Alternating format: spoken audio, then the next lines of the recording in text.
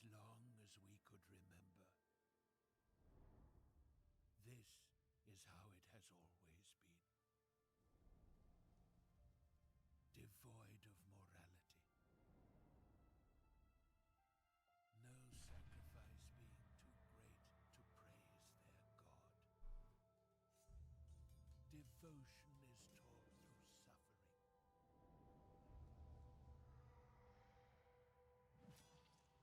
Fearfulness and the obfuscation of knowledge are the foundations of our society. And those tempted to resist it will pay the heaviest price.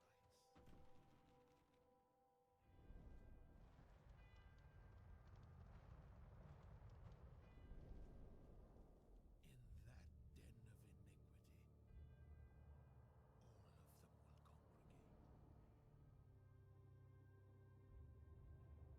Holding on to their hope and their faith, drawn to the divine light like moths. Sinners will relentlessly advance, and all shall meet the same end. All of us.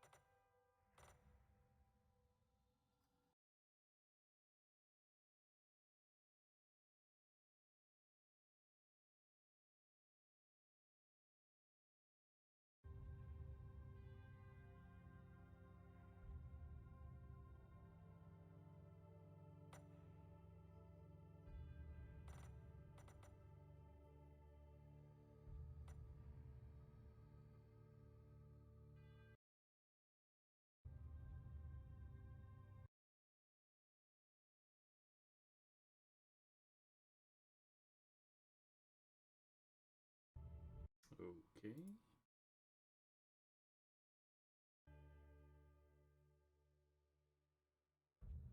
Ah.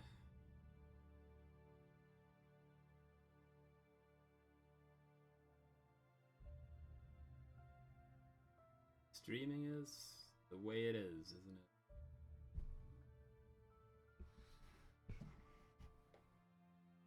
Things only kind of work. You know, they poke the filters and the settings, hope for the best.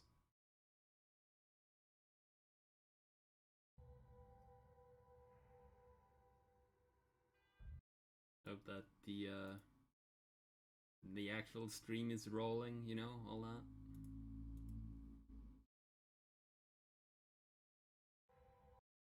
Who even knows?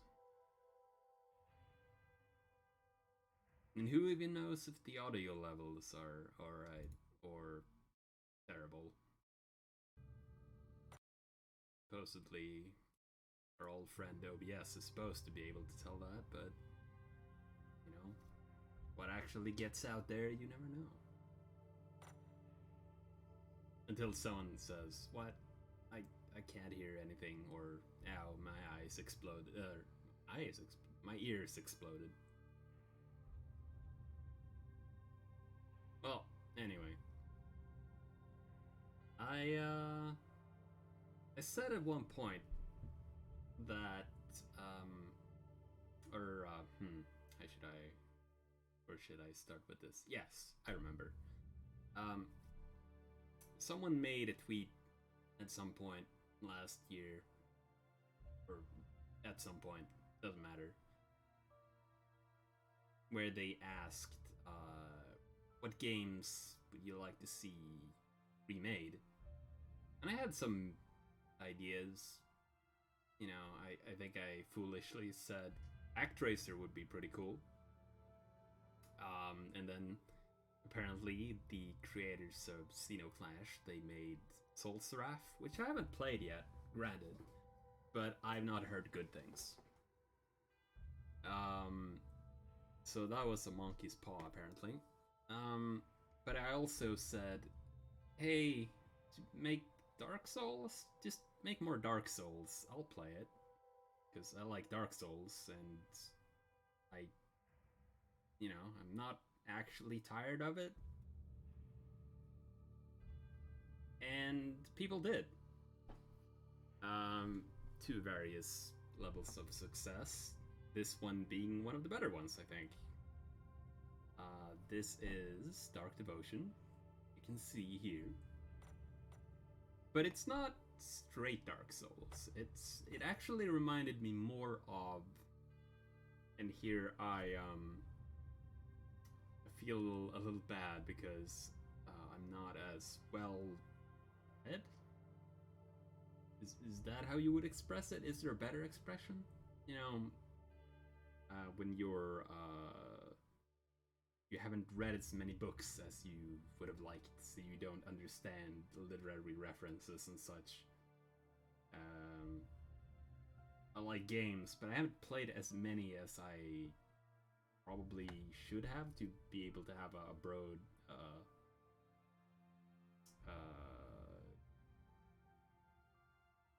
a lot to be able to reference and understand from an historical perspective and such. It is reminded me a bit more of like old grid-based adventure games like NetHack. Even though I haven't really played NetHack all that much, I've tried it a few times and died very quickly. But there are elements to this game, even though it is sort of a 2D Dark Souls, that reminded me more of that. So I beat the game, but let's start from the beginning.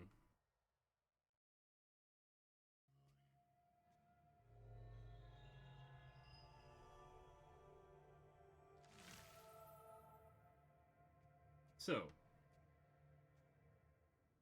oh, you can walk out. I didn't realize. When I started the game, I went to the right immediately, but apparently you can go to the left as well.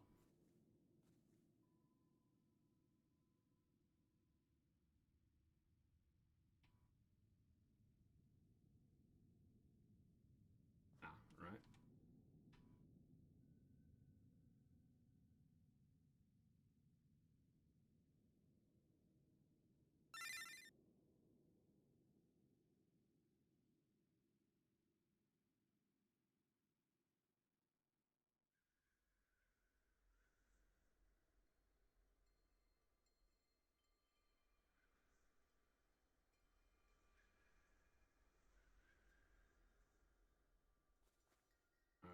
Okay.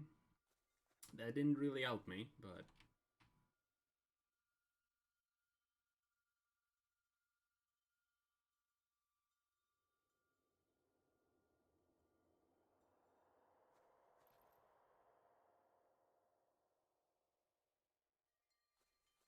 yeah, didn't really help, but it's cool that it's here, I suppose. So the idea is that we are a Templar, apparently in like the real world, because they do make mention of, I suppose Bible just means well, all right, I'll bring stuff up. Okay, how about that? that better? It's hard to do audio levels when you haven't streamed in 10,000 years. Anyway, so we're Templar apparently in the real world, kind of, because they do make mention of, you know, the Bible and such. Though I suppose Bible could just mean book.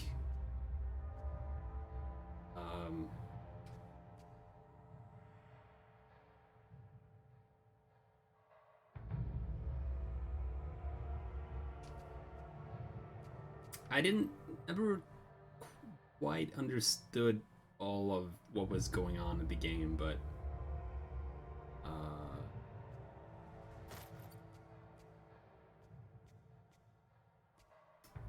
it was capitalized, yes. But that still, you know, if nothing else makes mention of it, it still doesn't necessarily mean they mean the Christian Bible. I don't think they mention Christ at any point, only God. But it does seem likely, since, you know, the Templar are here.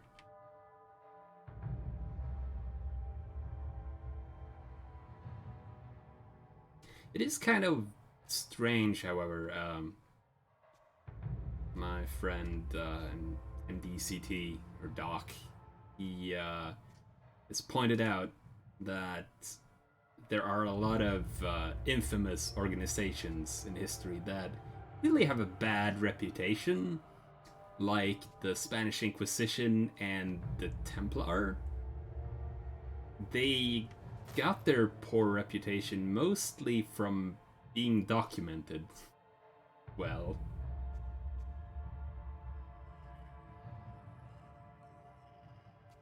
So the Templar were really mostly good guys comparatively to the other knightly orders and such, historically speaking. But they were sort of set up by the Vatican and turned into devil worshippers after the fact. And it's gone a bit back and forth on, you know, when people used them in popular culture, if they were good guys or bad guys, you know. A little bit of both.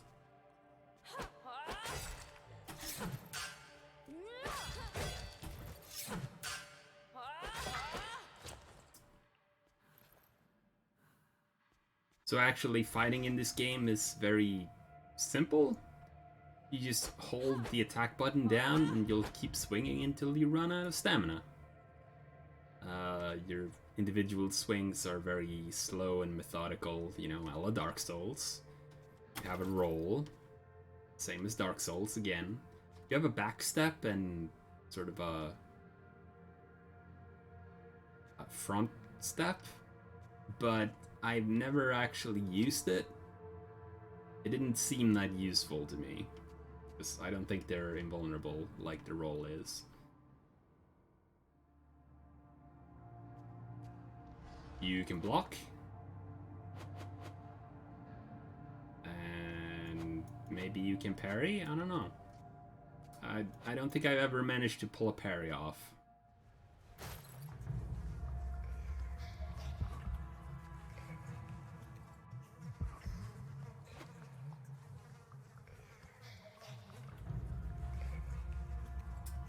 Or I should say, I know there is a parry, but I've never pulled it off, and it didn't seem worth trying because the roll is so good. But there's probably reasons to do it. I just didn't end up doing it.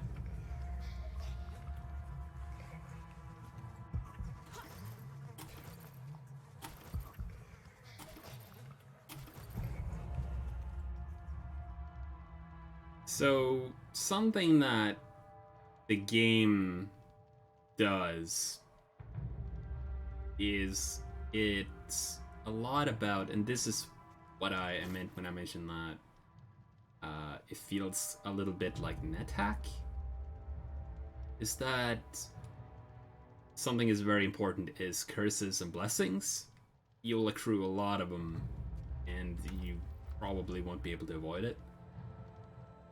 You can get more blessings and more curses by doing things, and you won't really know what the thing is until it actually happens to you a lot of the time. So you just kind of have to roll with it.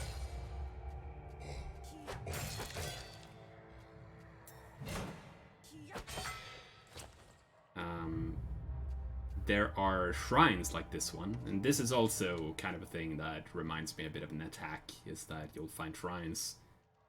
They're nice in this game and usually tell you what they do, sort of. More or less. Like this one removes diseases and curses. And to be able to use them, you spend devotion or faith or whatever. I forget what it's called. Something like that. Let's just say, you know, mana, because you can use it to cast spells as well. But you get it from fighting enemies and sometimes from items, but it is... Oh, excellent. Thanks, Windows. It is a limited resource. So, if you run across a shrine and you don't have faith and there are no more enemies to kill, then you won't be able to use the shrine on that particular playthrough. Or run, you might call it.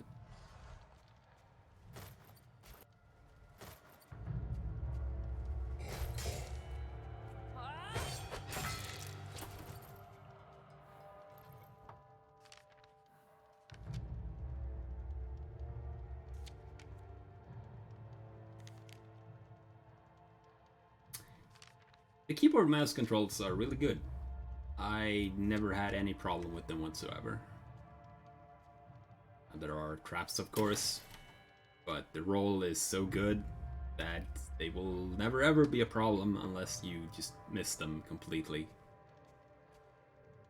The note he saw over there decided to tell us that this is a Dark Souls game, more or less.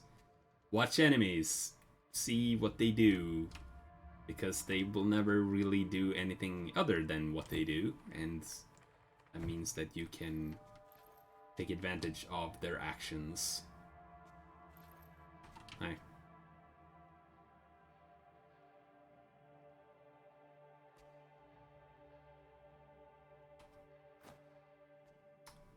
You can have two weapons, one usually being a bow.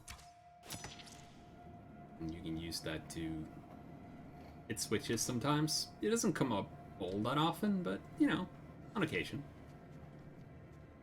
Actually, I should talk with them again. They might, I forget if they give me something if I do. And they do. Presents. There's a little bit of platforming here going on as well.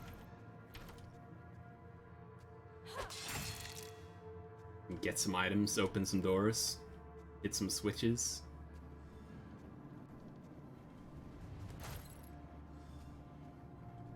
There's no fall damage either, not that I noticed anyway. It's nice of the game. That isn't to say that falling is good, because there are often spikes or when you're falling, or a lot of enemies. I'm gonna see if I can parry.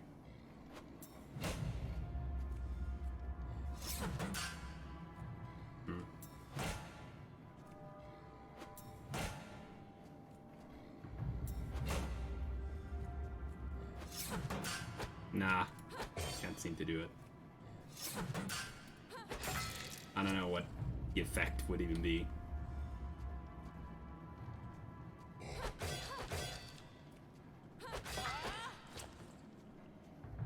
Ah, I see. So if you have no stamina, you can take damage when you fall. Never had that happen. Not that I noticed, at least, so I guess I'm lucky? Or just genius, one of the two. Just knew that that would be the case, even though I never read it anywhere.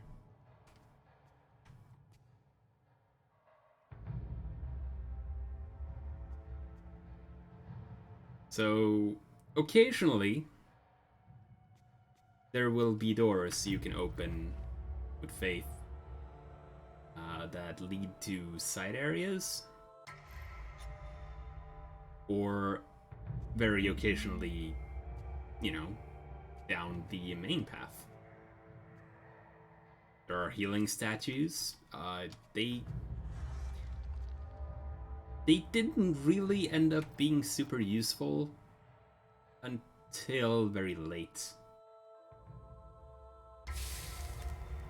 Because most of the time you only have like 2 or 3 health, and on top of that you have your armor, and by the time you get to a boss or something, you probably either have all your armor left or you're dead. And so the healing statues, they didn't see much use in my playthrough until like the few final bosses. I used them on occasion.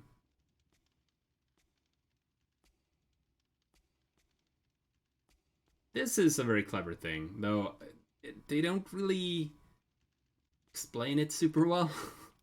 But this symbol means that a unblockable attack is incoming. So you're very well warned in this game, which is good. You still have to time your rolls and such against what the opponent's doing, but you'll at least know if an attack is something you have to roll.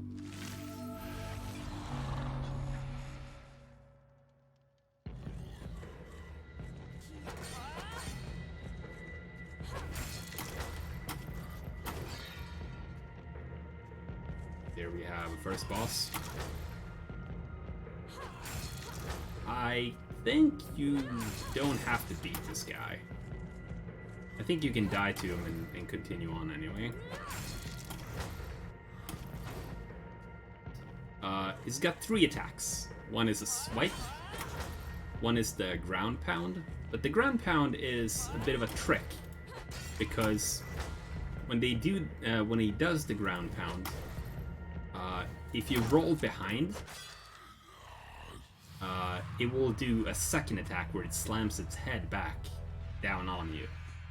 So if it does the claw swipe, then you can safely roll behind it. But if it does the ground pound, then you can't, because then it'll hit you. And you'll get hit by that once, probably. And hopefully figure that out. Or you will be infinitely owned over and over. Because they do hit, they are pretty fast still.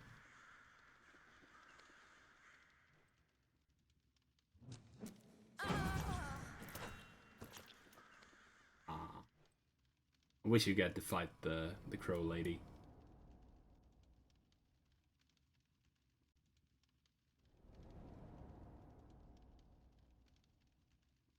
Thanks, Bing.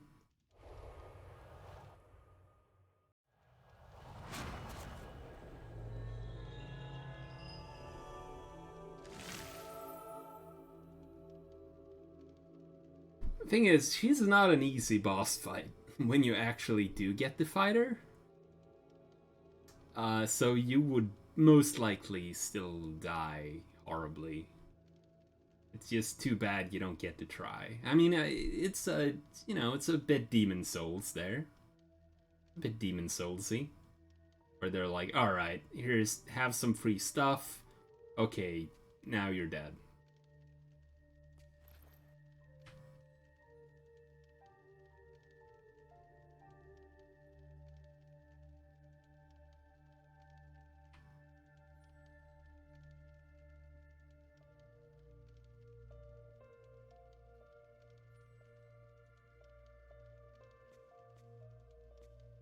Apparently, not having a squad is a problem.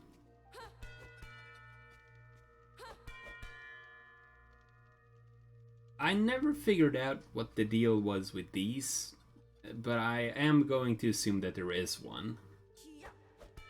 There might be like a melody or something that you can play on these and get a buff, maybe?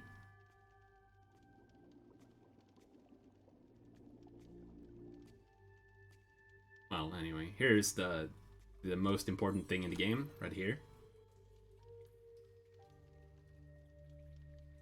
You were crouched by the cat for a while, and you get the cat buff.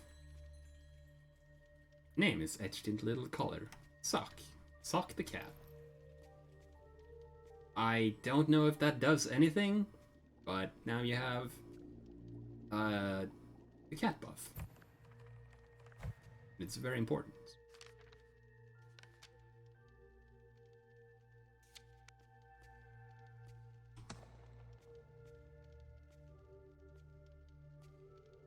There is a library, which is kind of...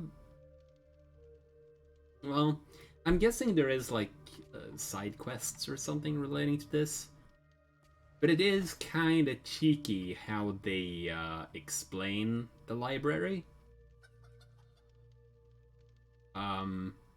Like they say, the story in our game is very strange and mysterious, and you can speculate, you can gather all the lore in the library and go read it and speculate on what's actually going on.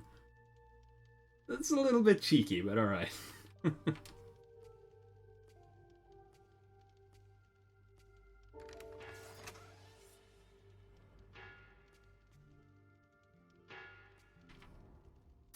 So, unlike most games in this style, you actually lose most of everything when you die. You lose all your equipment, all your items, all your mana. So there is, but that sounds bad, but there is another system in place, or a few other systems, that will allow you to gain permanent power instead. One of them being the blacksmith. When you find certain items with green text, I think it is the green text items, they will be added to this pile of items. You can see there's 43 swords and shields and things like that. 6 types of armor and 17 items. And you get to choose your starter gear, which makes it possible for you to, you know, get a head start.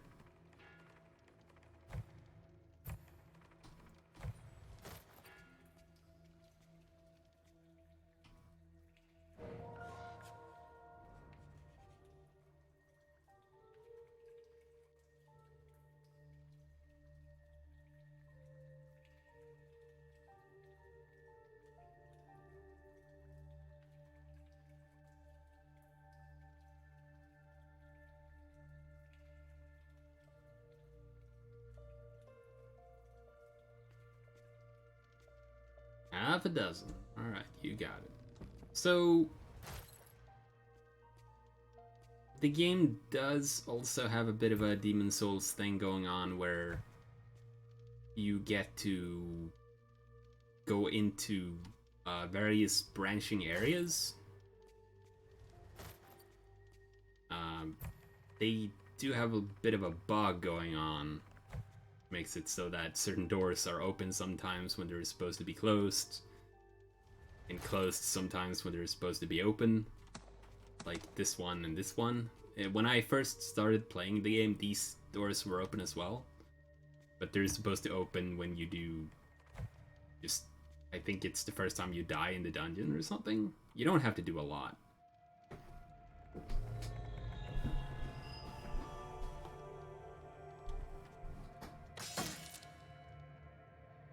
You know how many times I've gotten hit by that? It's a lot. It's a lot of times, because I never expected to be right inside the door, even though it's in plain sight. Also, those spikes down there, I've walked into them quite a few times and just died immediately.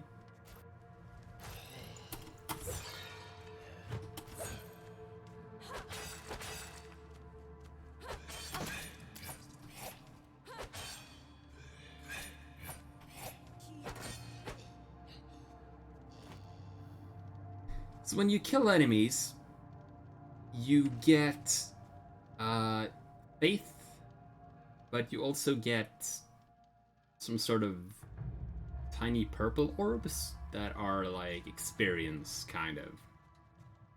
I forget what the official name is. But you can use that to buy starting buffs.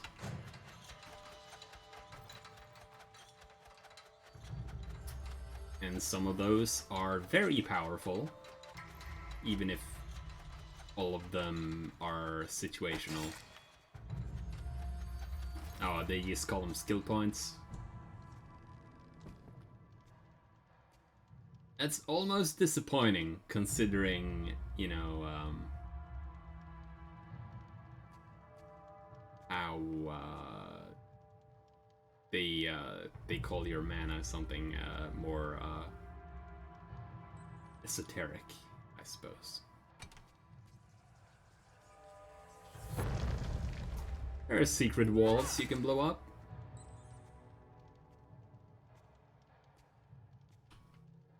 There's this guy.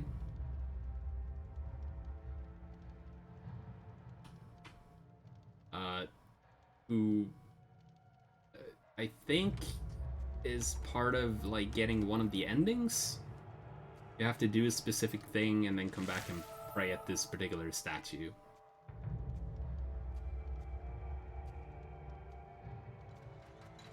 That will get you something.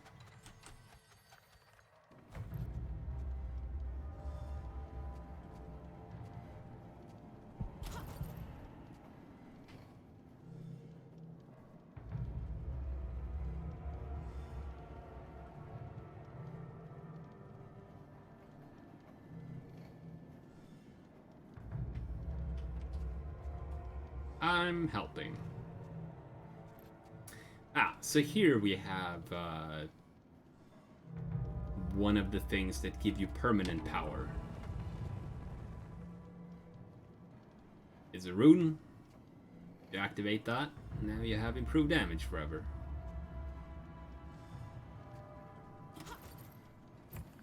It's pretty nice. There are a lot of those rune stones.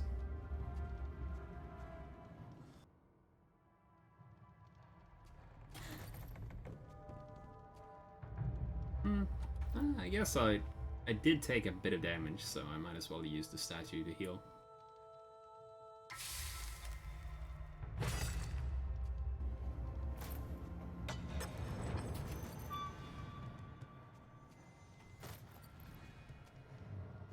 Something you'll notice in this game is that there are a lot of hidden buffs and things, where usually, like with the cat, you crouch next to things, sometimes things will happen.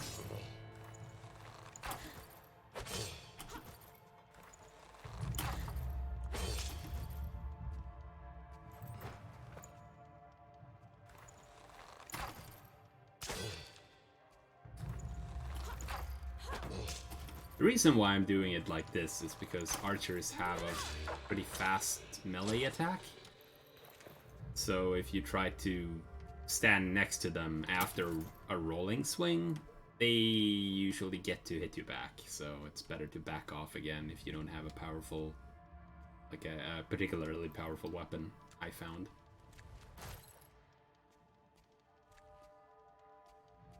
These guys actually killed me a few times because they're fast.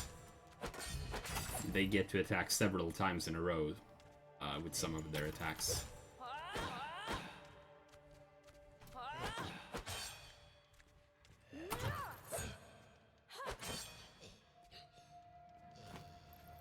There is missing in this game, which is, I mean, alright. I don't really mind all that much, but it is a bit strange.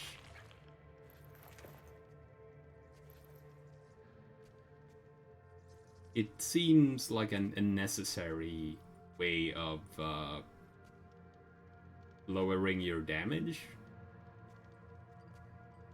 Because missing means that you can't really trust the amount of damage your swing will do, so you are less likely to want to do like a mad dash against an enemy or something, try to kill him before he kills you.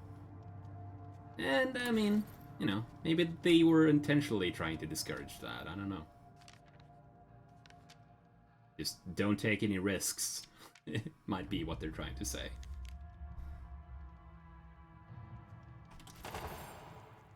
So, this temple is strange. It's like the center of some ancient kingdom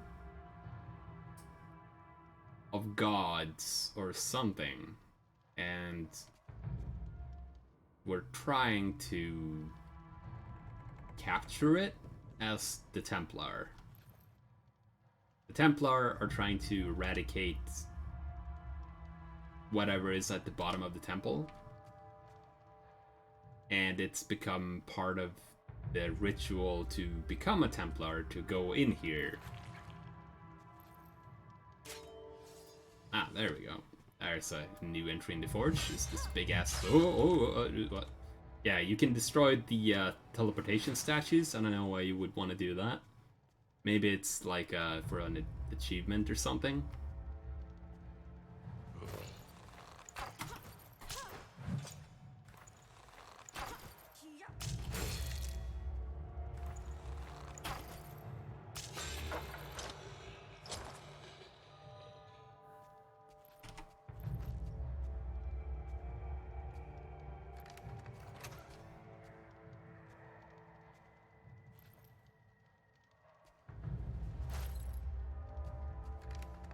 Aha.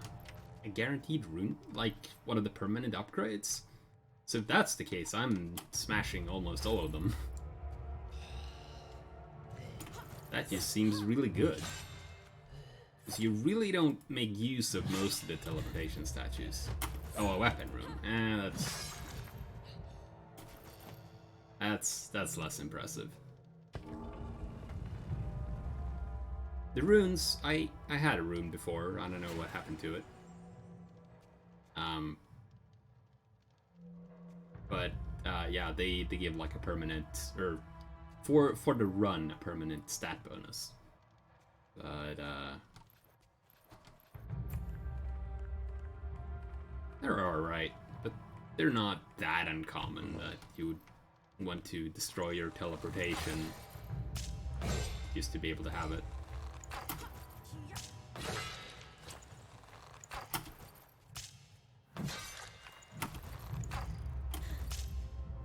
I'm gonna recharge my stamina here.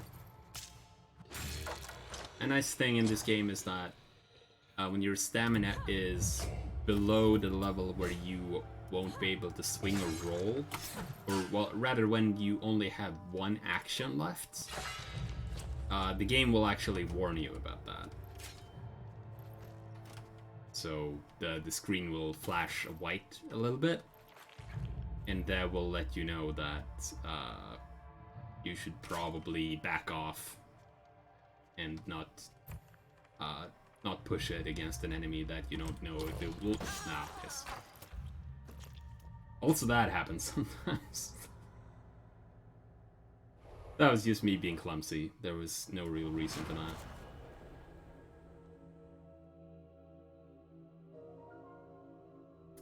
But I got the teleport stone, and I didn't destroy it, so it's still there. So it's all good. Yeah, let's get the big sword instead. It's not a whole lot better, but since it's slow. But I don't use shields very much, so I might as well use the two-handed weapon.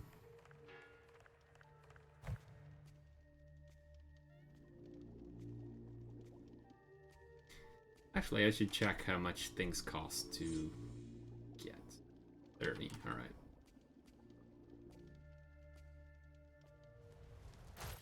Oh, hang on.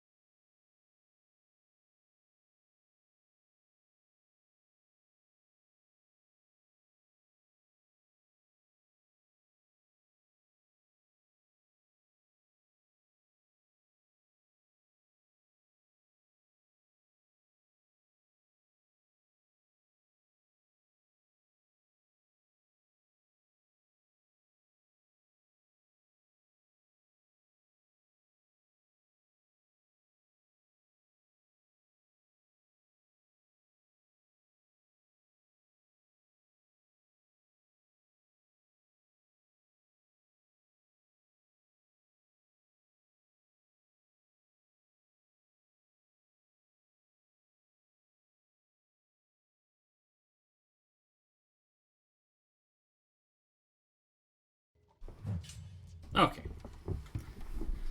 Sorry about that. Where was I? Oh yeah, teleporter.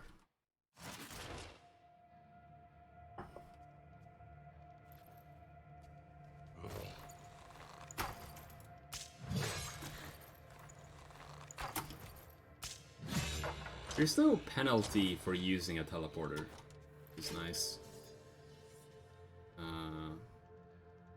The only penalty you might think of is, well, you won't get as much stuff if you teleport back to a boss, say, as to if you just walk there. Which can be worthwhile sometimes. You know, you gather lots of these pieces of armor that lets you restore your armor. Poultices that lets you restore your health. Stuff like that.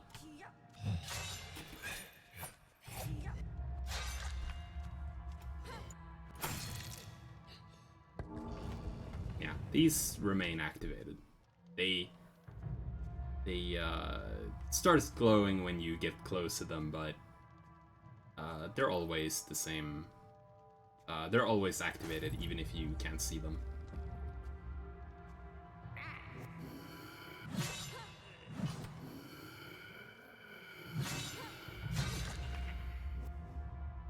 So that is a treasure goblin. It's really hard to kill early on in the game. But if you manage to, it'll drop a bunch of stuff. This is a blessing shrine. So, you know, now I will hit more often. Always nice.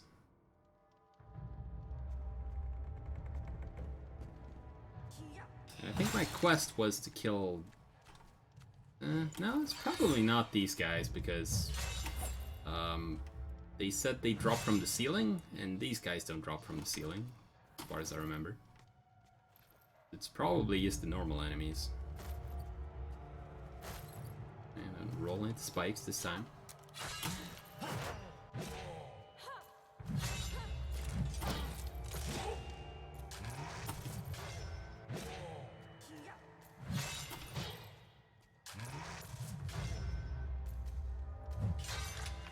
Slightly more powerful enemies. Nothing terribly impressive still, but you know, you have to give them a little bit of space. They do have a pretty big swing on them.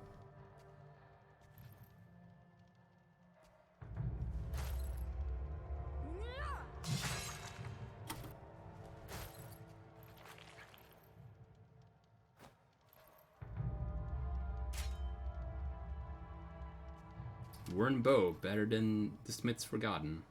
I think. I guess it's more likely to... or it's less likely to miss, I guess? I don't have any diseases, so don't need to do that.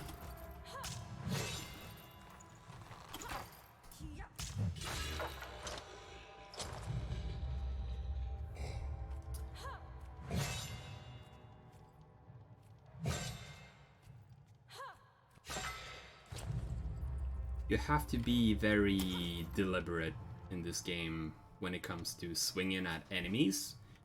Like if I do a swing right here, you see how slow that is, and that includes the, you know, the startup animation. Even before the swing comes out, it's already,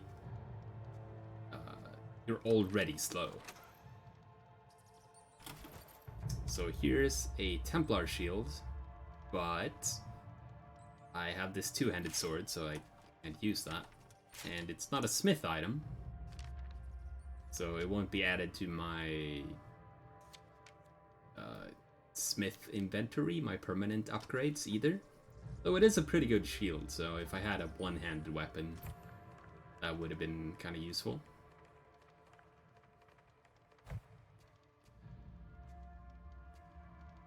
Let's look at the map here. So the map is... the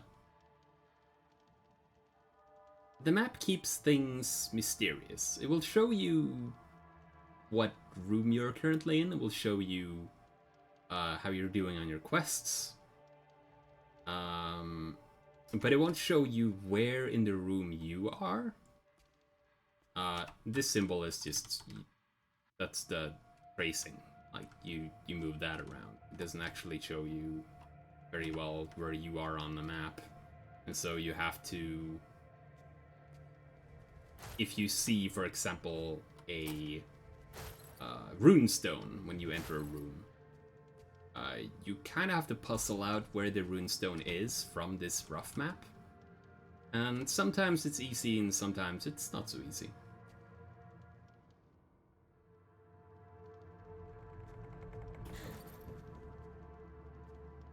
Have another teleportation altar here.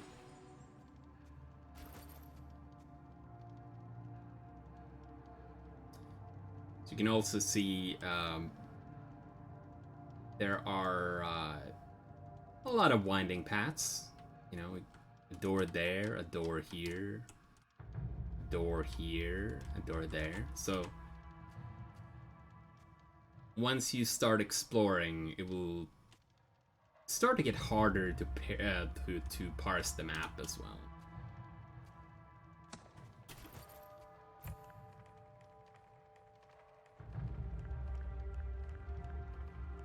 Trying to get back to somewhere where you were before, it's not necessarily super easy, because you can't always climb back up after you fall down somewhere.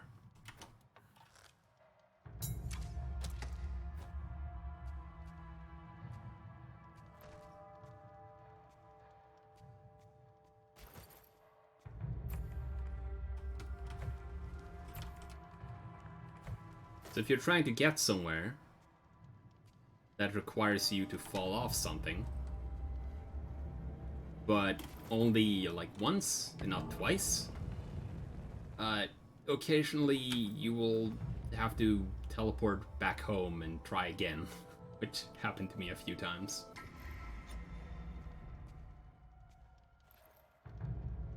So just reading the map isn't enough, you also have to remember what paths to go down.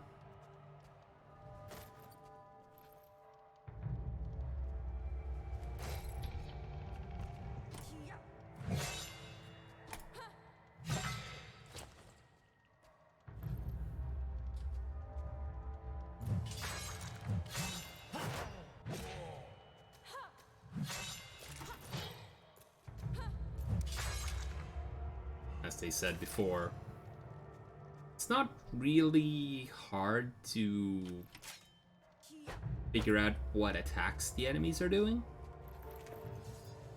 So you got an armor we can now grab from the starting area. I don't know if it's any better than what you already have, but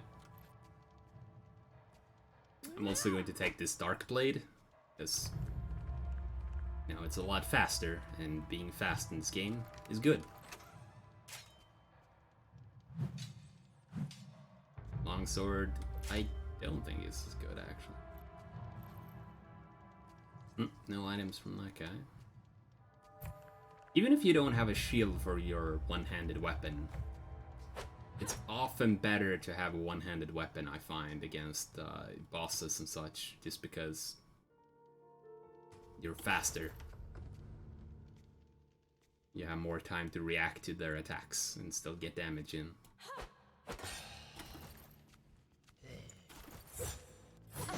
Oh.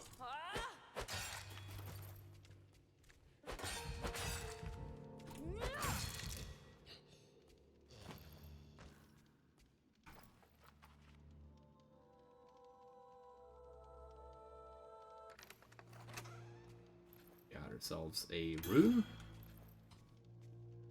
which is, you know, you can get health back from killing enemies, and that rune increases the chance of that happening, I think. My health is so low at the moment that it's not really worth being concerned about, but no point in not taking it.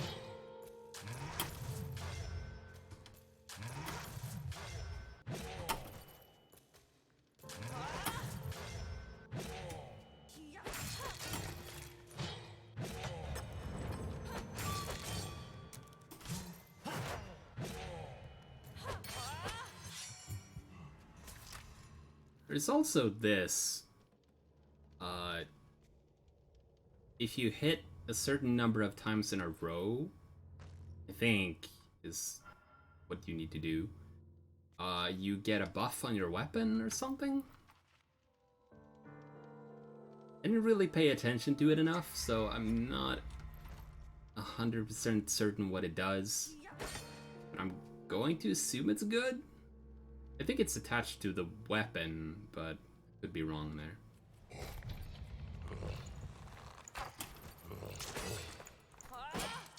Yeah, see, they have a pretty fast attack.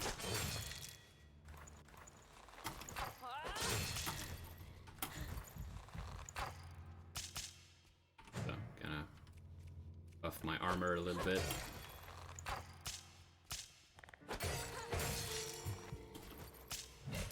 Got the weapon buff thing.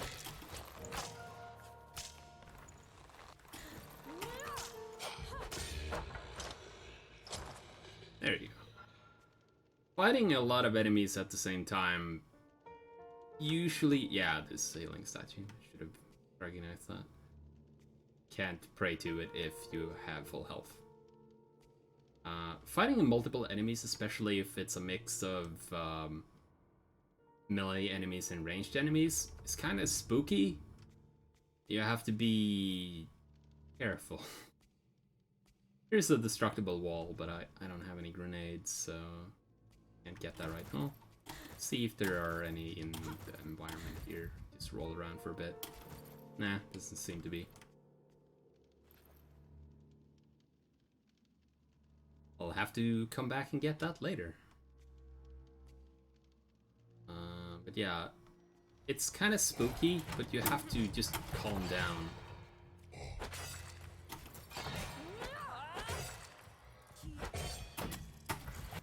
Recognize how powerful your roll is and how little time that takes up compared to how much time your and enemy attacks take up.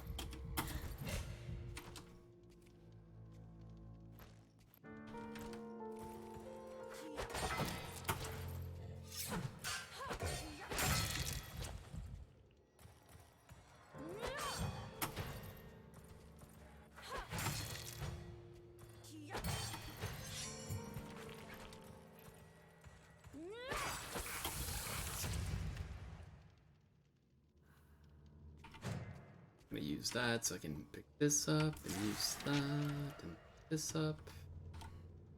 This is a stuff shrine, I believe.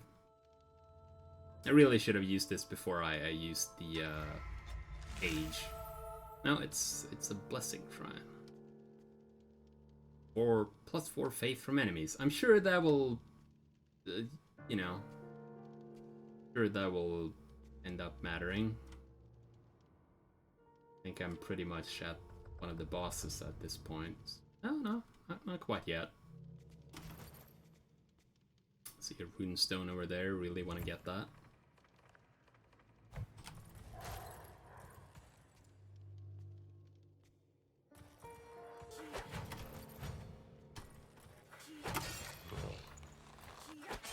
Something you'll also notice is that when you play this game, not here in particular, is that a lot of the enemies have attacks specifically meant to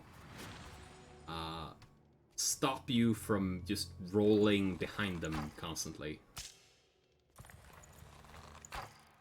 So often they might have like an attack series that is 2 attacks, unless you roll behind them, and then it's a 3. Then it's 3 attacks in their attack series.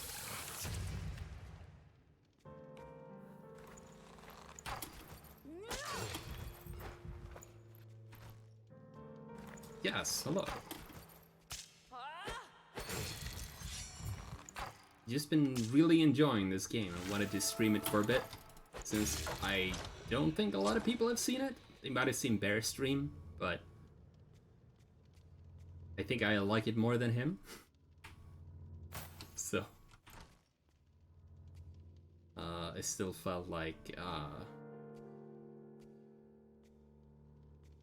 my perspective might be appreciated by someone. I don't know.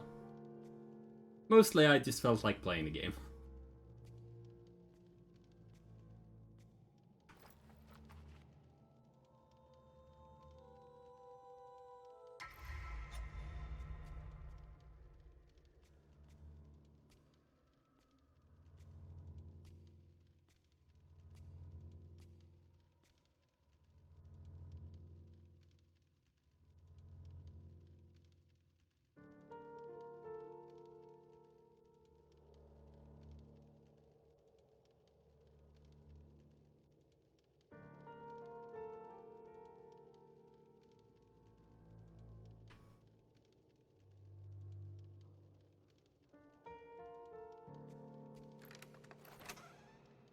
Right, so that's the library being opened. It doesn't really do anything. I think there might be like a quest or something in there, but not something terribly exciting. Just gonna leave this here. Take this armor instead. Oh, cool. Yeah, this is Dark Devotion. It's a little bit of a Souls-like game. One of the better ones, I believe. Oh yeah. We have a little bit of boss lore here. Lanterns, enchanting weaponry, enchanting human and corpses.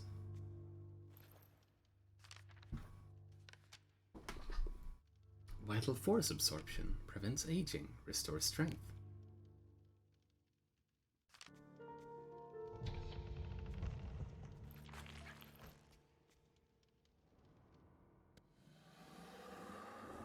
There we go. The Erratic is not really the most threatening title I've ever heard.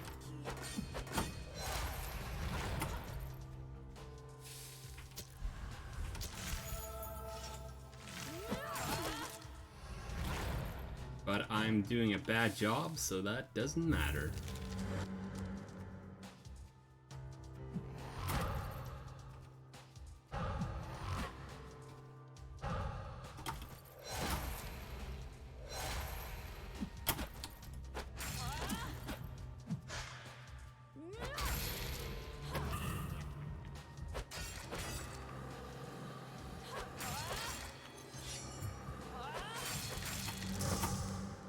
Piss. Let too much of my stamina go.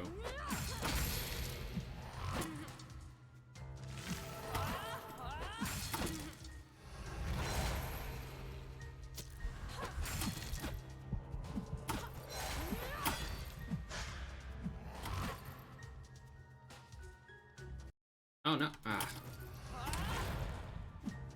Accidentally clicked out outside the window.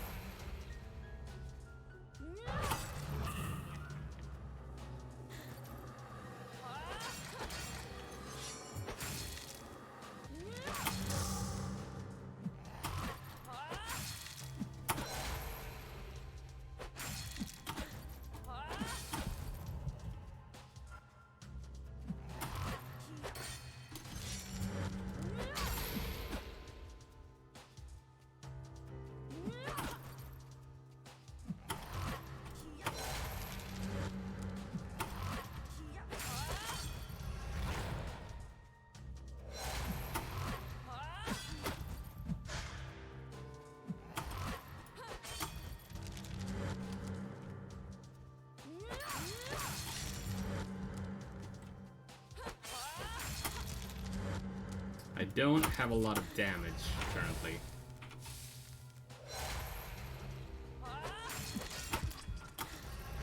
So I have to be pretty careful.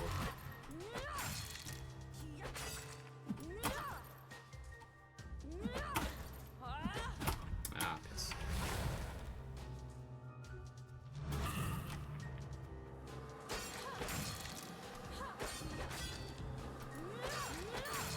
There we go.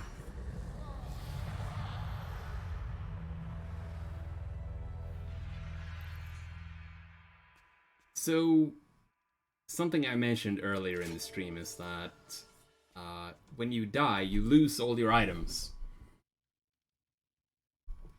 You lose all your weapons and armor and all your healing items and everything. So, there is really no point in being like trying to preserve anything, which I feel is a good thing. Like, if you're in a boss, just let loose, use everything you have. Don't try to, you know, it's nice to have the system that encourages you to just use everything to try to win. Because if you die, you lose everything anyway, so you might as well.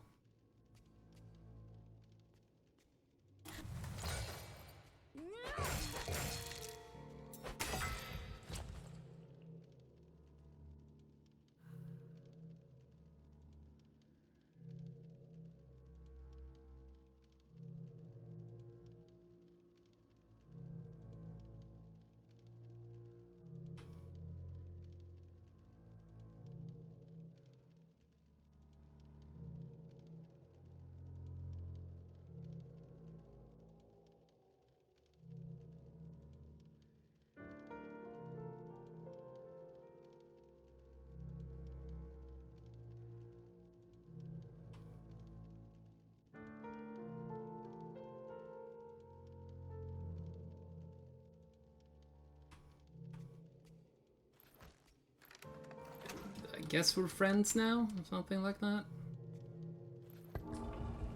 So, more permanent power. We got this book. We can use our faith to cast spells. This spell, which is a shield, it's pretty good.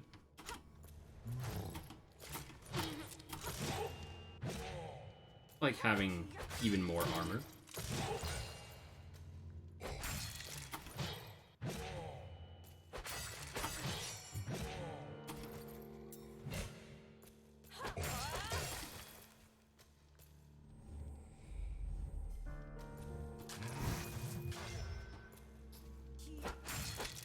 The disadvantage, of course, being, you know, you might need your faith to open a door, so you don't really want to use it casting magic most of the time.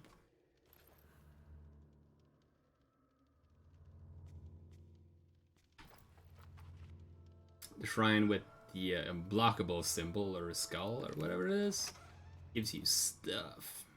In this case, it's a Wagenstein. Guess we'll use it for a bit. Oh yeah, I should restore my armor as well. There is a kind of strange thing.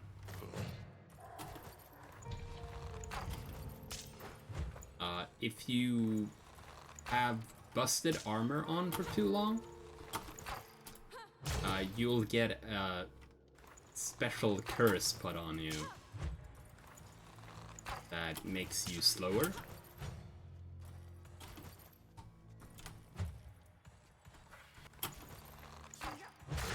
Which makes some kind of sense, maybe. Ah!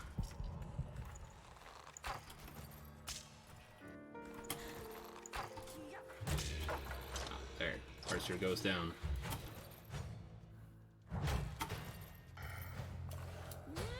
Oh. Yeah, the third attack.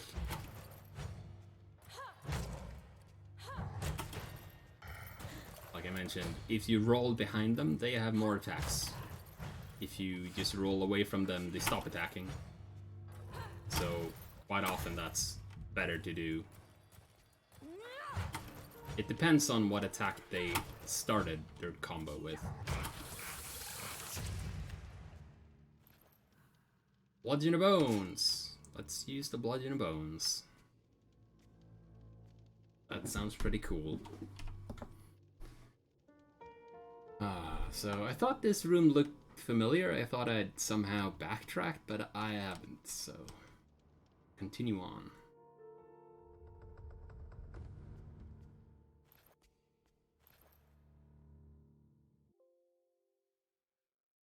This is slightly driving me nuts. I've accidentally clicking on things in the background because I'm in windowed mode. I'll never get used to it. Anyway.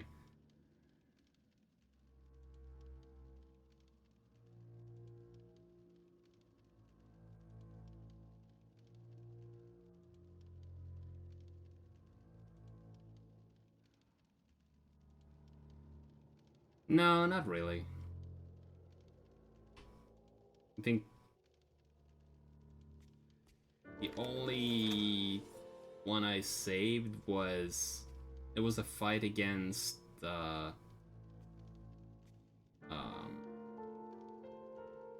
what's her face? The boss in Ashes of Ariandel. I was pretty proud of that fight, so I think I uploaded that, but for the most part I have not. Maybe I should.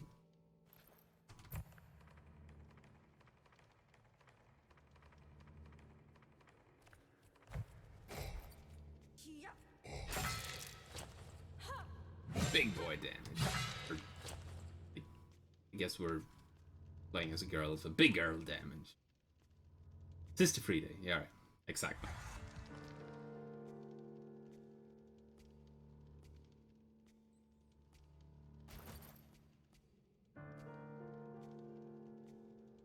So I think I should have probably not dropped down here as quickly as I did.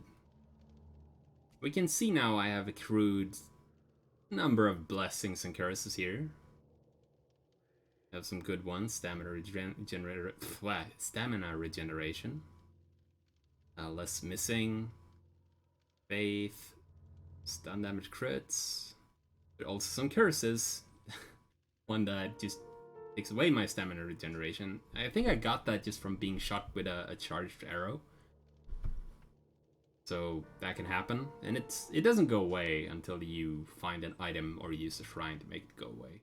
Or until you die and restart the shrine. So this line can get pretty long sometimes. You don't die. You lose stamina upon getting hit. That's not a good one. Though I suppose you're not supposed to get hit, but still, it's not a good one. Effective needles divided by 2. Well, I used all my needles, so... Rolling costs more stamina. Neither of those things are good.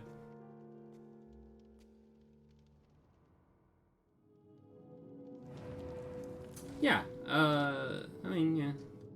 It's no skin off my back, I think. So, might as well. Hopefully, you know. Twitch is Twitch, and thus I don't trust it terribly much to be consistent or not in the way.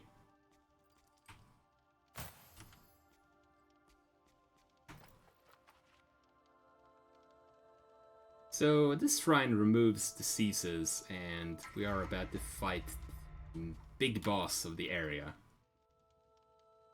So I might as well cure all of them.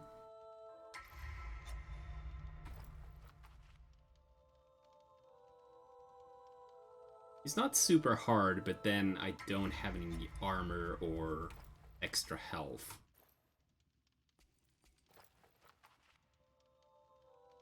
I don't have enough faith for that, but you have these items that give more faith. Boop. Go. Eat the rest of that one.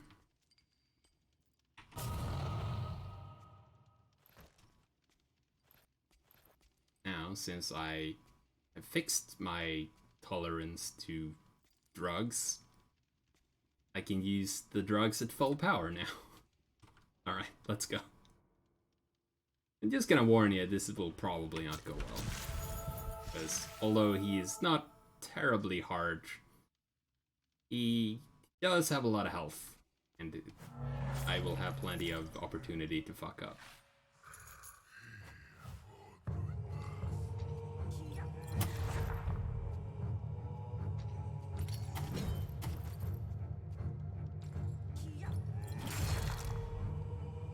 Also, the music is really good.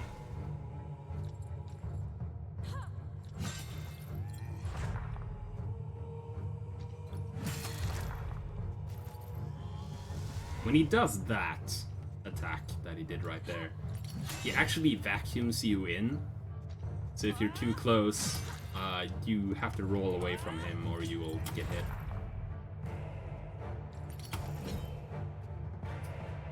Another very important thing to do in this game is to be fearless in the face of big enemies. You have to just walk up to them and wait for them to start their swing, and then roll that, rather than trying to roll past them before they start their attacks, because they're very good at following you if you are cowardly. Good. See, he vacuumed me in with that.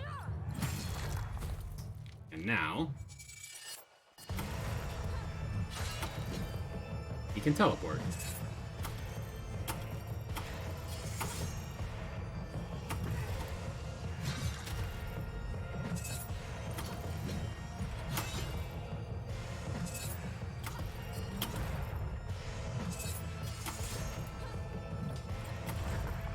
Fortunately,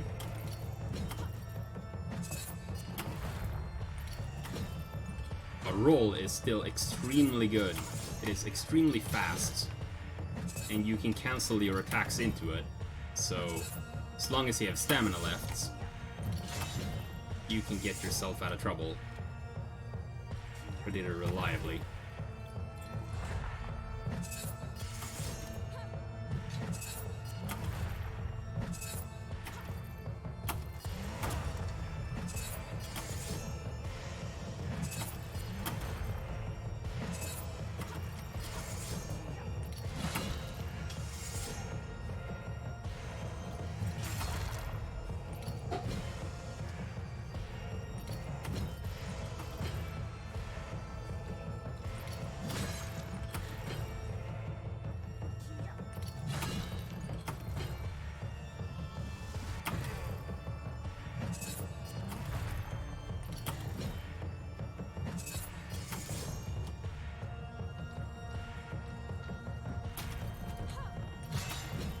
You have to judge if you are on the right side of him and if he's using the right attacks to roll. If you will have time to counterattack. And that also depends on your weapon. Alright, I remembered him well enough to only get hit once. That's pretty good. Felt pretty good about that fight.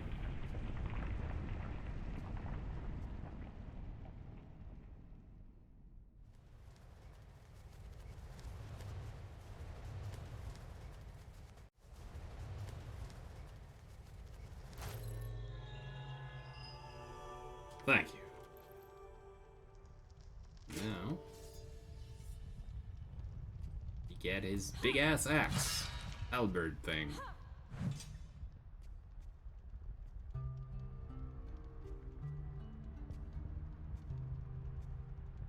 Pretty hard to use just because the startup is even slower than the weapon I was already using. So, against fast enemies, you'll just get hit multiple times in a row and die. Well, I guess I'm a druggie now. There are a lot of debuffs you'll eventually end up with.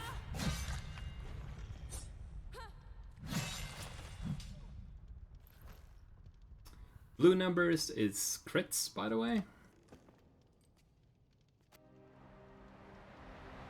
Oh, you can't go back down.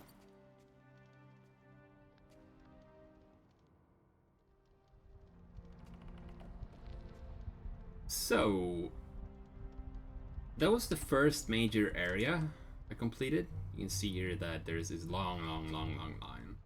It goes all the way back to the Executioner. But most of the ancient dungeon I've not explored yet, so there are more bosses to find and fight in that.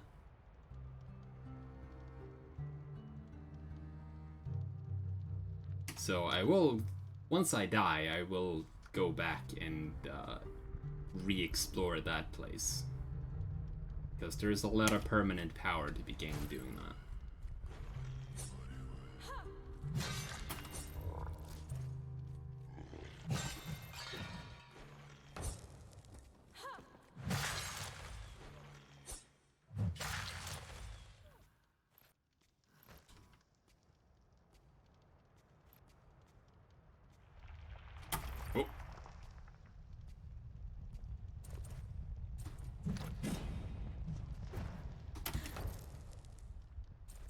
No.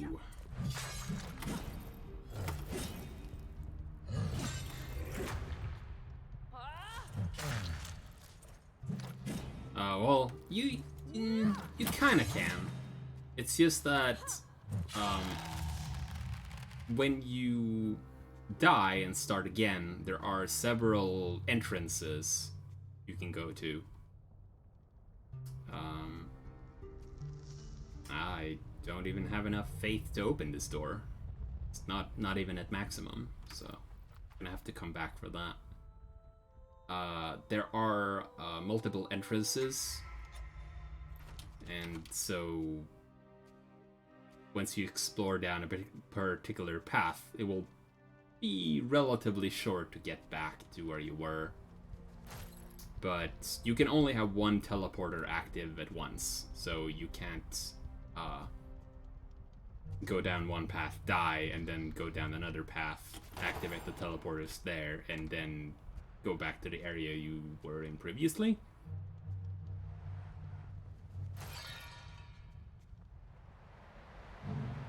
And it sort of plays into the system of you losing all your items and such that you're trying to sort of assemble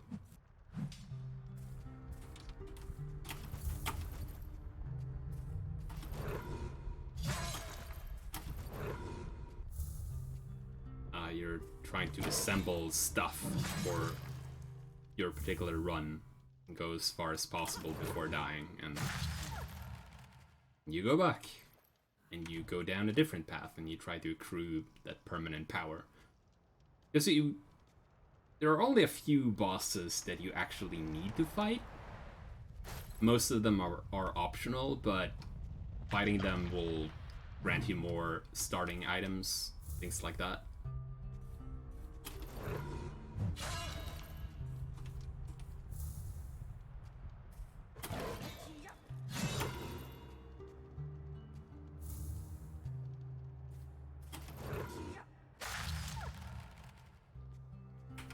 The dogs, or whatever they are, kind of a tricky enemy actually, because you have to, or, well, you shouldn't even say that. They're not so bad once you figure them out, but before I figured them out, I didn't really know how to get my counterattack in against them. Yeah, exactly. I actually made the comparison to that, and I'd not actually played any of those games. I played NetHack a tiny bit. But then when I started playing this, it was still the thing that this game reminded me of more than actually, you know, Dark Souls was NetHack.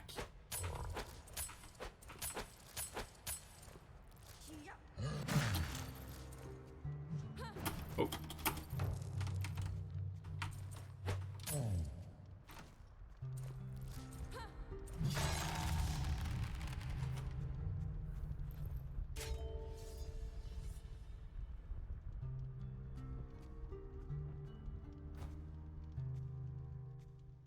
If I remember correctly, there's a big boy. No, it's not here. That's slightly later. It's not randomly generated, though.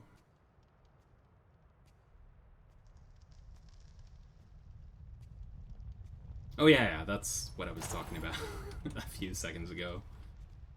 Yeah, the dogs, if you do the thing that you do against most enemies, that you roll when you see them starting a swing, you roll behind them.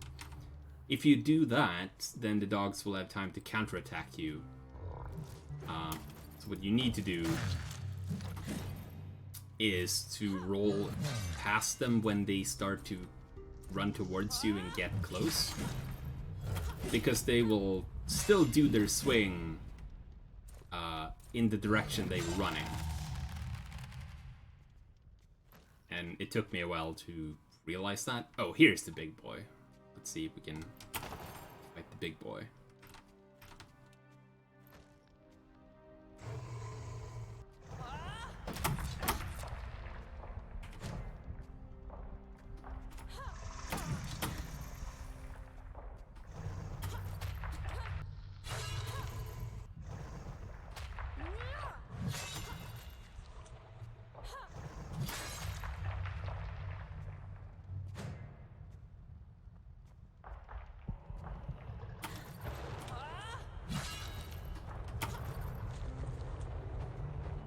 He's relatively on fire, which makes it, well, him and the ground around him. Makes him a little bit tricky to deal with. I guess I can shoot him with an arrow. At this point, he should be pretty low. There he goes.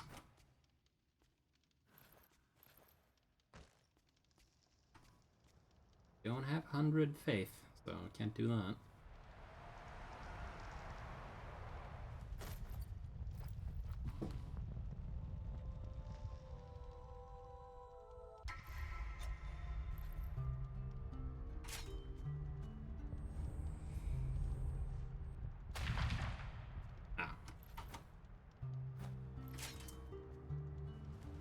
Yeah. Yeah, exactly. It's it's not random per se, like the levels look the same.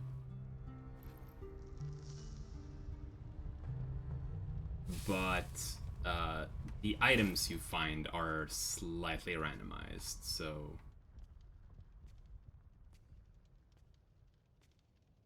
not equipment, but drops from enemies and random drops from like crates and things like that are random. So sometimes you will end up with like just a huge pile of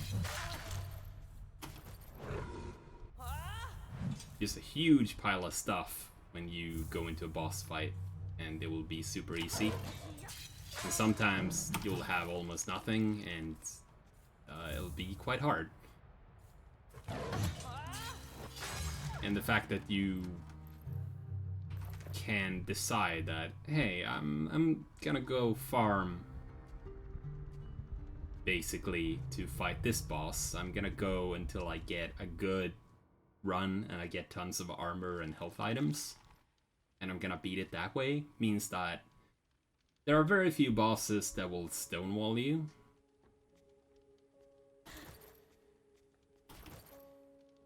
Which means that I can recommend this game to more people than I usually could.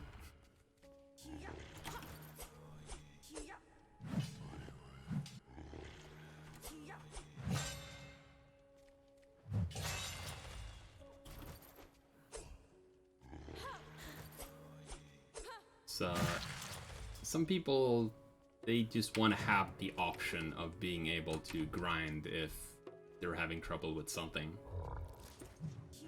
And you can basically do that in this game.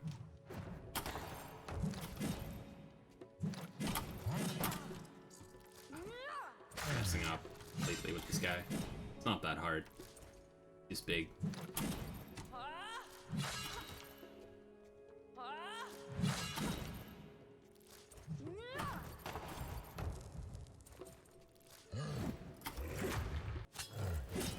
Ah, I thought I was out of range.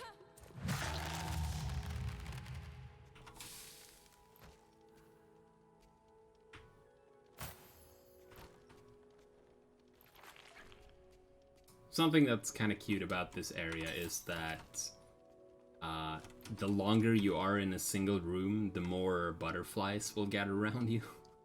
They don't do anything, it's just kind of there. Or at least I don't think they do anything. I never noticed them. They didn't hurt me or anything.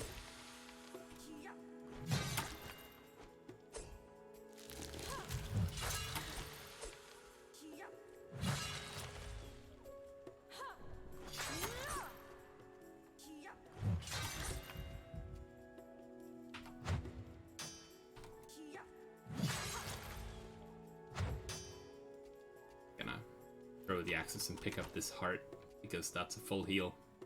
Oh, it's 2 of them. That's pretty good.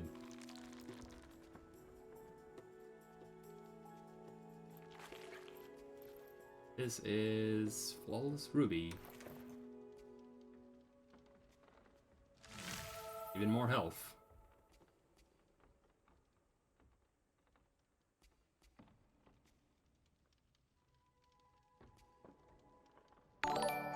Ugh.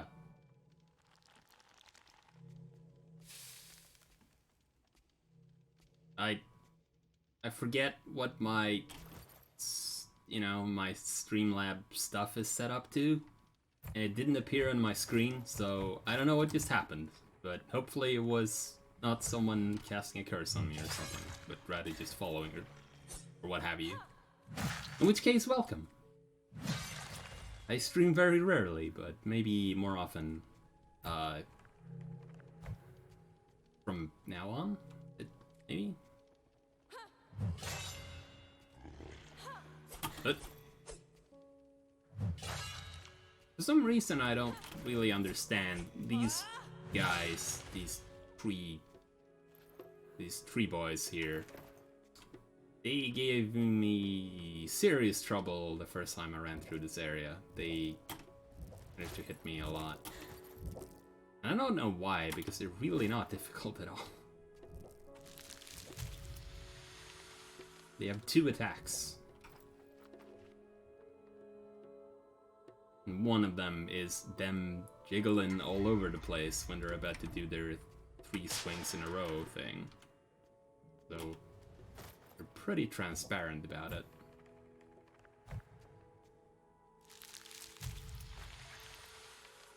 Holy heavy armor. Sure. Do some holy heavy armor.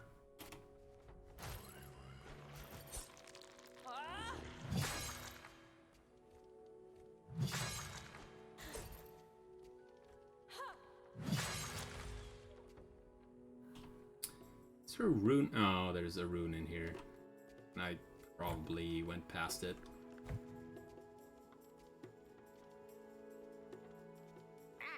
Ah, pressure goblin.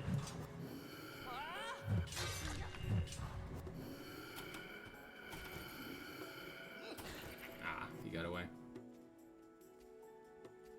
I need a better weapon for hitting treasure goblins.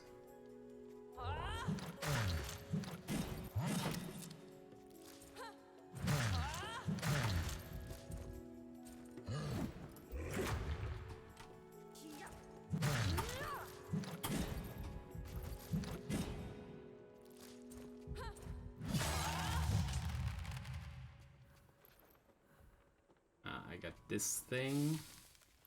Deals damage to me, but removes a curse or injury.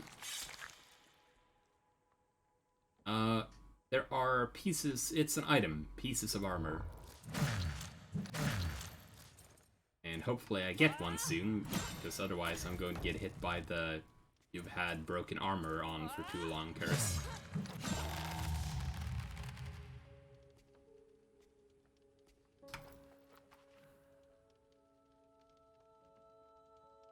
Piece of armor? No. But well, the set Dead Man's Ring.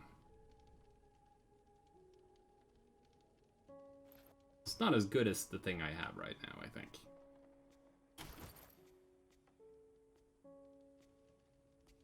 The stat changes really are quite small, so most of the time I just see which one gives me the most health and doesn't curse me. So if they curse you, that can still be bad, but if they give you a lot more health, then it's probably better. Yeah. No rune in this room, but there are a lot of breakable floors.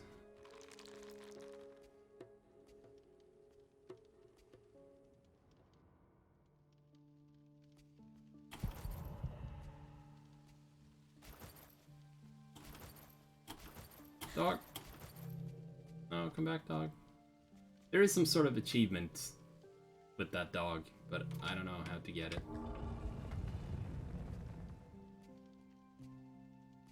I think maybe I have to catch the dog and crouch next to it or something.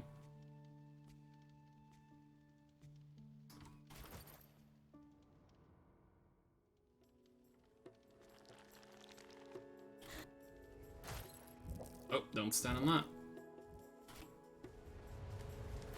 Naturally occurring mines.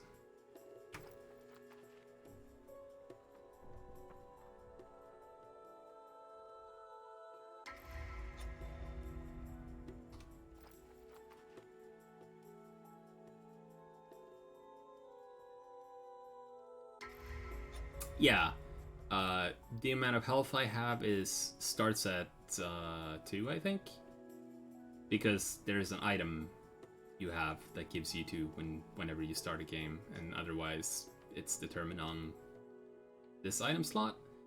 And then there's your armor on top of that. But there aren't that many pieces of armor that you can just start with. They're pretty rare. So most of the time you need to find armor just going through the various areas.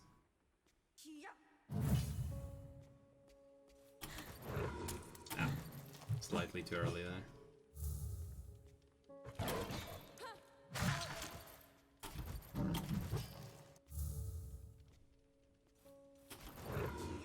There. You have to make it through with the roll. Wild claws, you can put claws on. Looks kind of silly, so I think we're going to go back to this.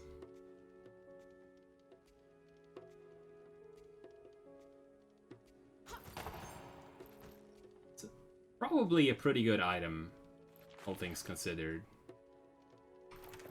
Because, you know, you get more attacks. And considering I don't really use shields, I should probably try using claws more, but they just don't seem that good most of the time. Just the range is really bad.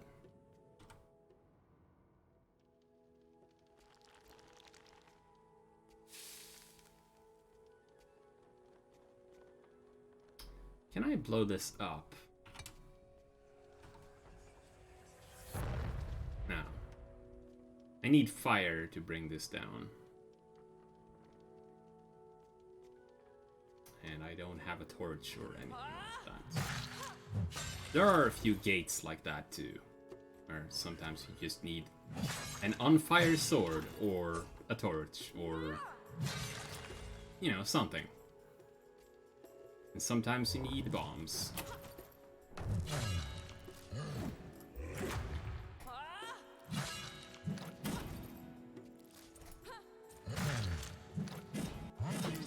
Ow. Too close. Oh no.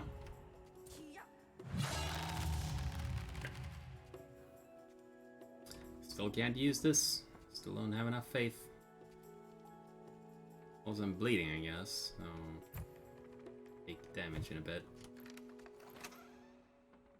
Though, interestingly enough, there's actually a buff you get if you let the bleeding debuff run out on you. You become immune to bleeding. I don't know how that works, but I think that works in real life. I will take it.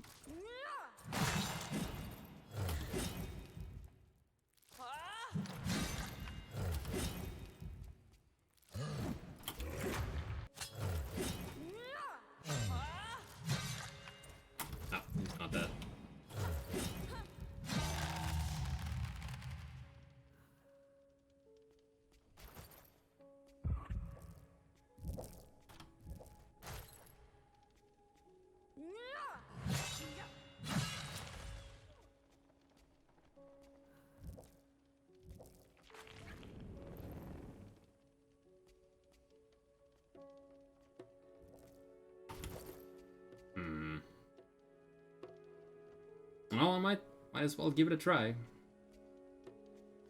There's a boss in here.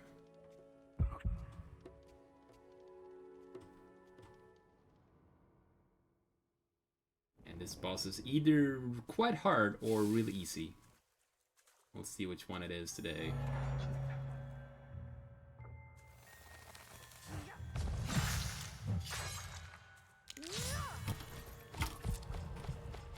Not the best start ever.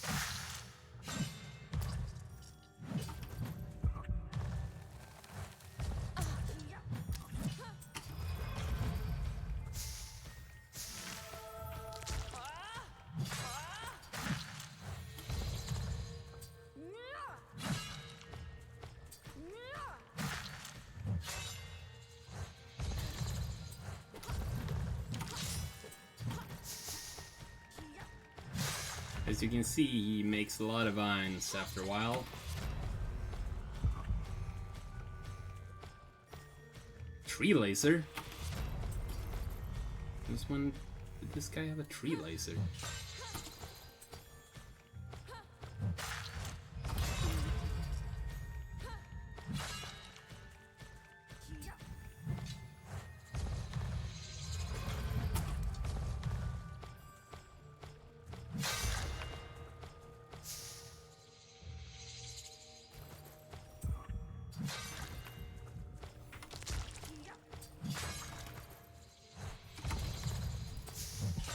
Okay. That was not how that fight usually goes. Once you have any sort of extra weapon that is sort of more appropriate for this area, you can kill this boss before he, or it, I guess, even gets to move, really. But if it actually gets to go into the phase where, you know, get to heal and use tree lasers, a lot harder. And it almost got me.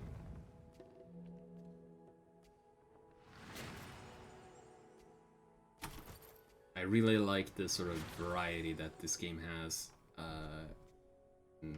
Boss themes. The Executioner had this really bombastic, sort of gothic, Dark Souls-y theme. And then the tree is just mostly just sounds. It's not really a song, it's just creepy creaking.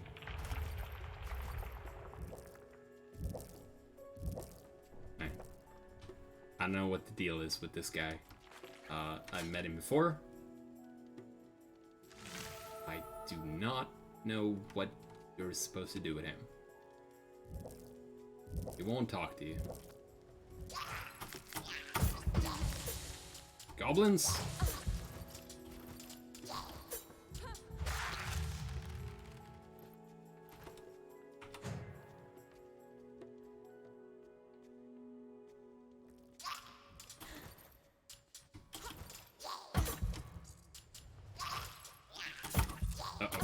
Uh-oh.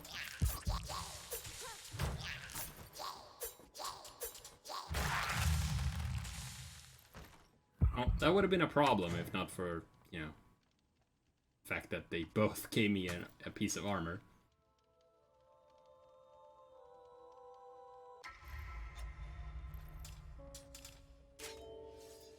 Treat this on toxins. I don't think I will. Probably won't use that. The thing is, most of the spells are that's pretty cool, but I think I'll use this still. Most of the spells are just not worthwhile because they miss pretty easily. They take a long time to charge up, and they Jungle Book. And they cost faith. So, you know, you might just end up screwing yourself out of some alternate path or something if you use a lot of spells. Saving in library, I can do that later if I feel like it. Well, that's not the best thing ever.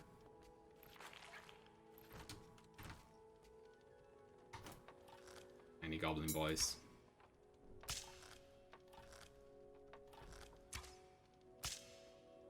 What about this time?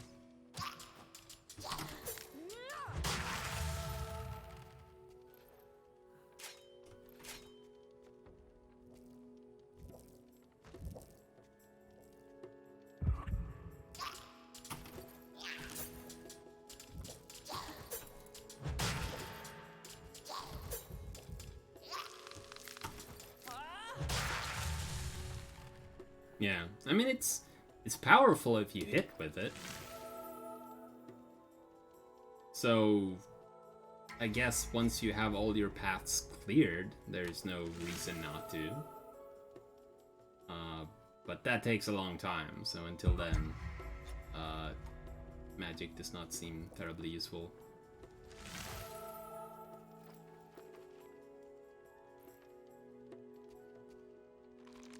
Also, I don't know, can you die from bleeding? I guess we'll find out.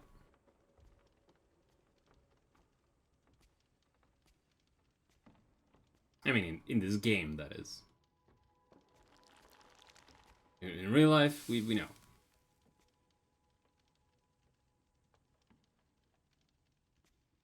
I somehow got health back. I'm not sure how that happened.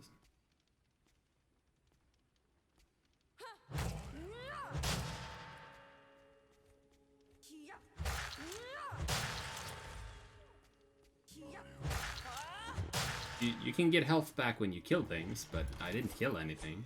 Still got health back.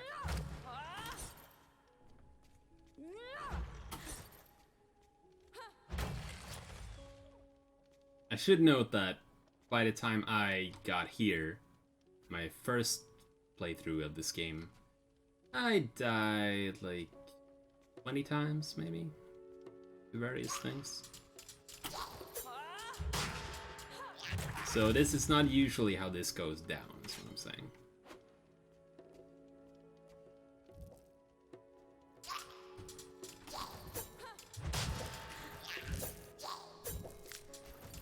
How about we take it over here, where there are no naturally occurring mines.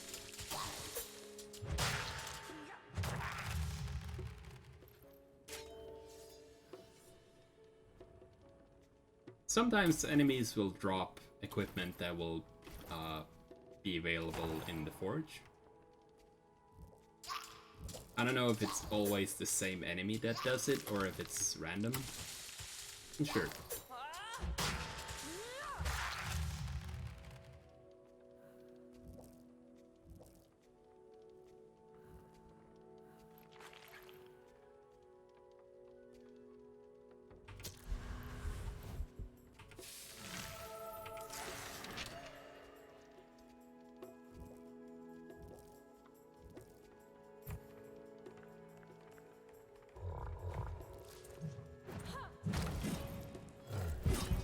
Ow. Alright, I'm bleeding.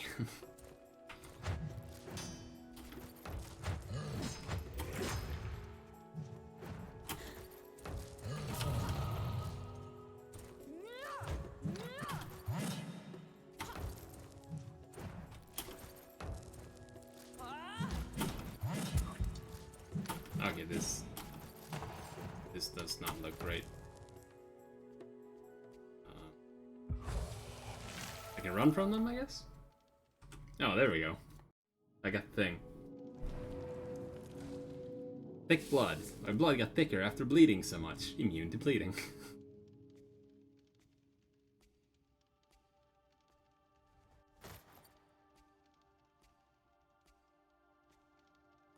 Okay, we're at the second area major boss. So I think, regardless of how things go here, I'm gonna call the stream after this. But, you know, hopefully picking it up again, maybe tomorrow, maybe? As per usual, I can't really tell if I'll be able to, or have the wherewithal. No, that's not it. You know, the energy, I guess. But this boss is seriously cool, so it seems like a good thing to end on.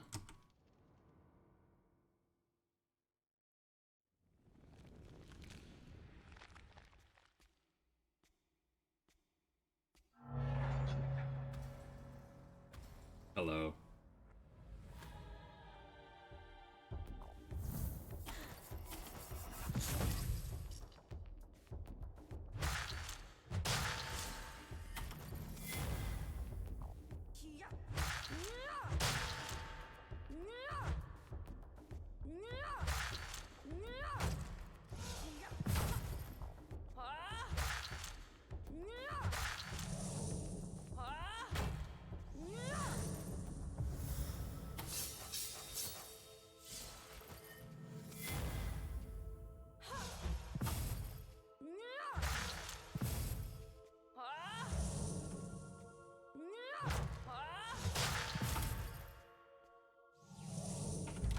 some stamina.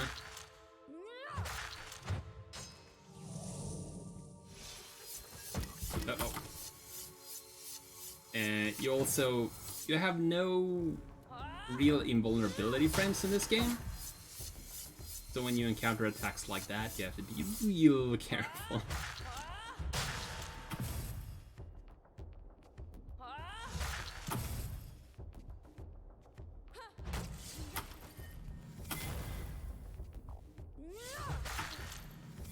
I'm doing very little damage, so this is not going to go well, I think.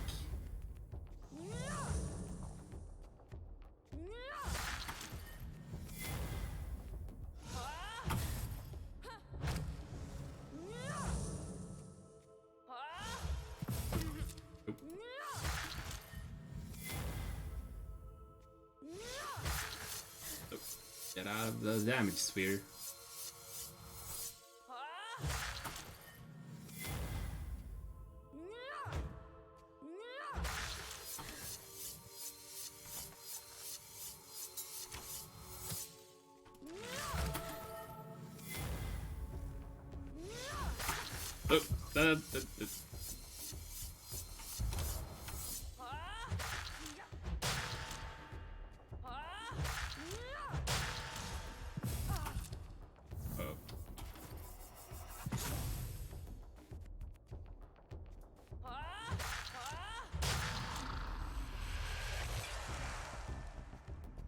And just in case, if you were wondering why I said I was doing very little damage, this is why.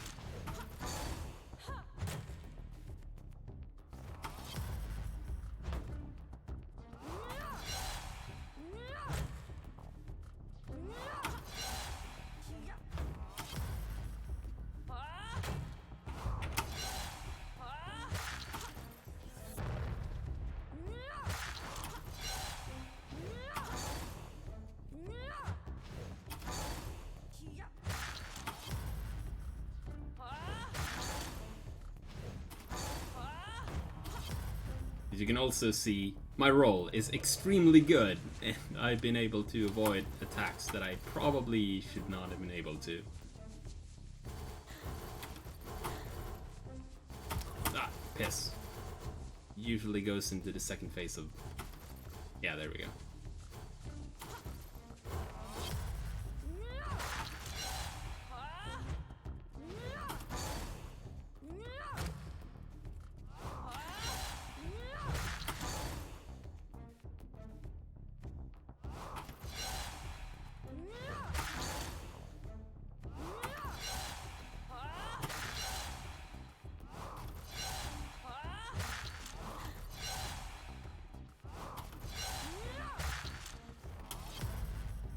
That was close.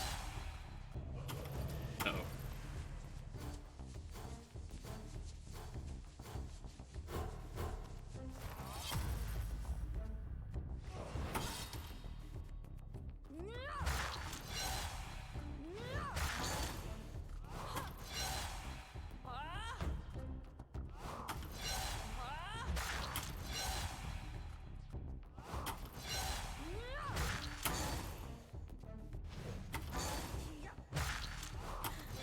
Trying to focus. Ah! I rolled too late. Ah, well. That fight went really well for the most part, but I'm not doing any damage whatsoever. Just nada. None.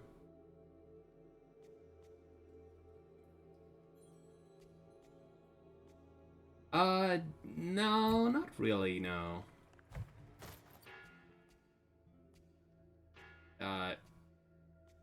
You can sort of make it into one, I guess, because you don't need to do everything. Like, you see, these 5 are the only, like, these represent all the bosses in the game. You only need to do these 5. The rest you probably want to do, because that will give you a lot of power and make all the other fights easier.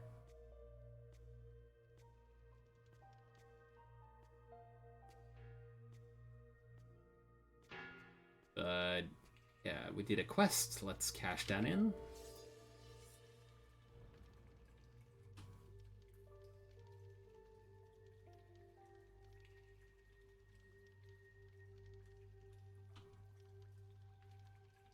Putrid Sewers.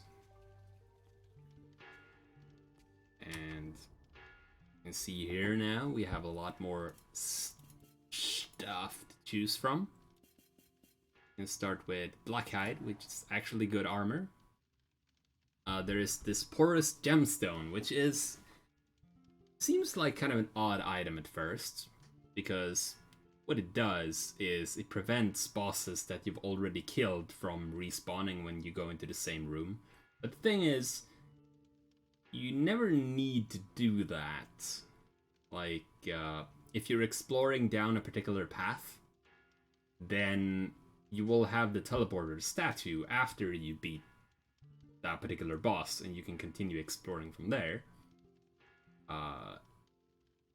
Or you open up a shortcut like the one. No, it's not over there. It is over here. So yeah, the forest. I can go back to the forest now through here. So I can avoid all the bosses I've fought up to that point by going through there. So the only thing the gemstone really does by you carrying it is to act as a homeward bone. So if you realize that, oh, I need to go back because I went down the wrong path and I can't get back up, then you just use this and teleport back out.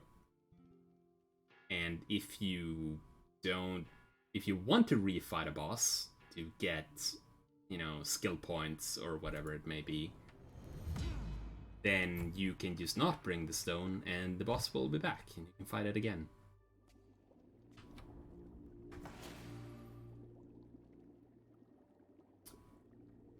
So from killing enemies and bosses you get skill points, which you can spend here on auras.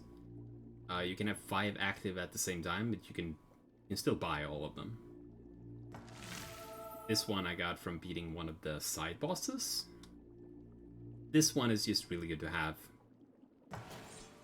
because it makes it easier to see in dark areas. I have a boss in the forest to slay, to be able to get this one, which is pretty good. But until that, I'll buy this one. I like a lot. Basically, it increases your chance to do a critical hit every time you swing until you actually do a critical hit. And then it goes back down to normal. And that is really good with weapons that have very low critical hit chance, but very high damage. Which is a lot of them. But I don't need this right now. I'd actually rather have the extra damage. And I'll buy this too. Why not? Yeah. There. And the library is open now.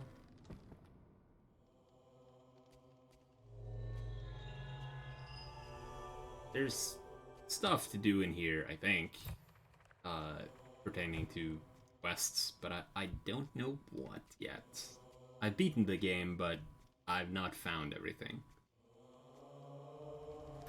I've not explored everywhere. But anytime you find like a lore text or something, it ends up in there, so you can read it if you feel like it. Like I said at the beginning of the stream, they're a little bit cheeky about it because they say something like, "Oh, the lore in this game is all very mysterious and unclear, so you might want to go into the library and piece it together for yourself." It's like, thanks. Maybe you shouldn't, like, say that outright. And now the sewers are open, so we can go in there, and the sewers are technically part of the ancient dungeon.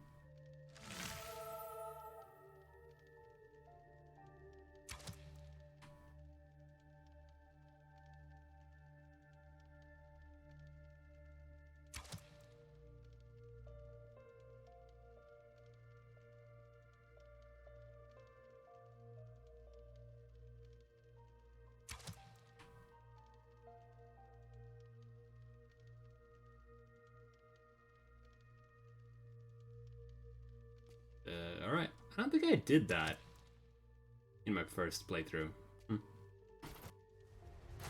So I'll have to do that. Anyway, so yeah, you can go back into the Ancient Dungeon. I've not beaten the mini-boss of the Ancient Dungeon. I have the mini-boss of the sewers, and I have beaten the mini-boss of the Afflicted Village, which is through here, though the door isn't open for some reason, which I'm not sure what it is. Here you know, explains what things are. But yeah, that's gonna be all for today.